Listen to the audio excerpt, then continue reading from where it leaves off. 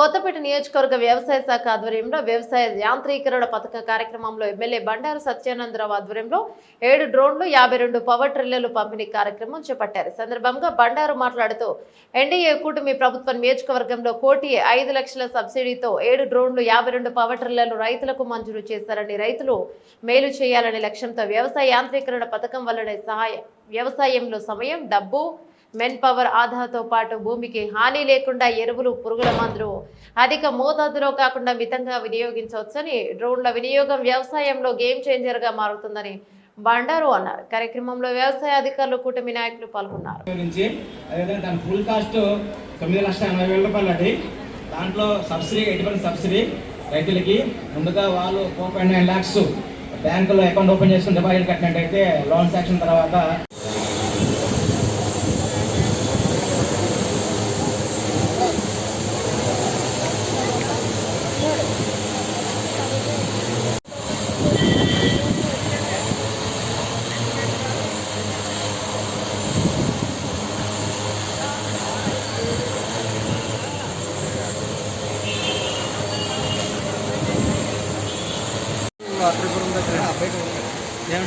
అబ్బాయి సొంతం కాదండి, ఇప్పుడు వరకు ఇన్ఛార్జ్ చేస్తారండి, ఇప్పుడు రెగ్యులర్ చేస్తున్నారు.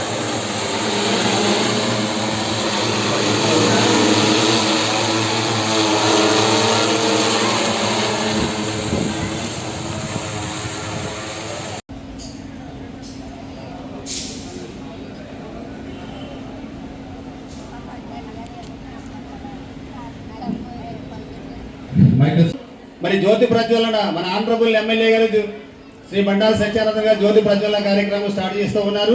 మీరు అందరూ తిలకాస్తూ ఉన్నారు.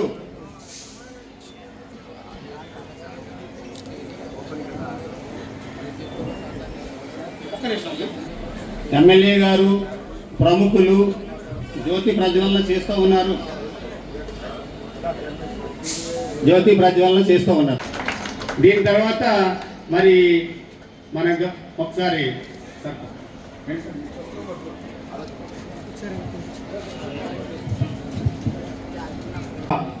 లీటర్ల నుంచి 200 లీటర్లు, అదే యావరేజ్ ఒక 12 ఎకరాలు తీసుకుంటే 10-15 లీటర్లతోటి డ్రోన్ ద్వారా మనం అనుకున్న ద్రావణం పిచికారీ చేయొచ్చు. ఇవన్నీ కూడా మనకు తెలియనివి. సుమారు 1,05 లక్షల సబ్సిడీ కేవలం కొత్తపేట నియోజకవర్గ పరిధిలో రైతాంగానికి కృషి ట్రాక్టర్ల కింద, పవర్ టిల్లర్ల కింద, అదేవిధంగా డ్రోన్ల కింద అందివ్వడం జరిగింది.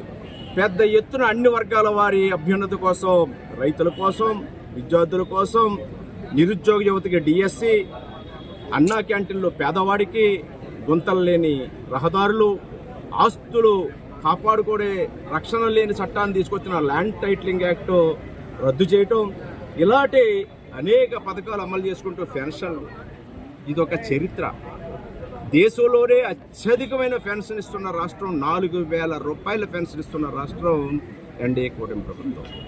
అధికారంలోకి వచ్చిన వెంటనే 2 నెలల ముందు నుంచి పెంచిన పెన్షన్ 3,000 రూపాయల పెన్షన్ 4,000 చేసి 2 నెలల ముందు నుంచి కూడా 7,000 రూపాయలు తొలి విడత పెన్షన్ అందించి పేద ప్రజల పట్ల చిత్తశుద్ధిని చాటింది ఎన్డీఏ కూటమి ప్రభుత్వం.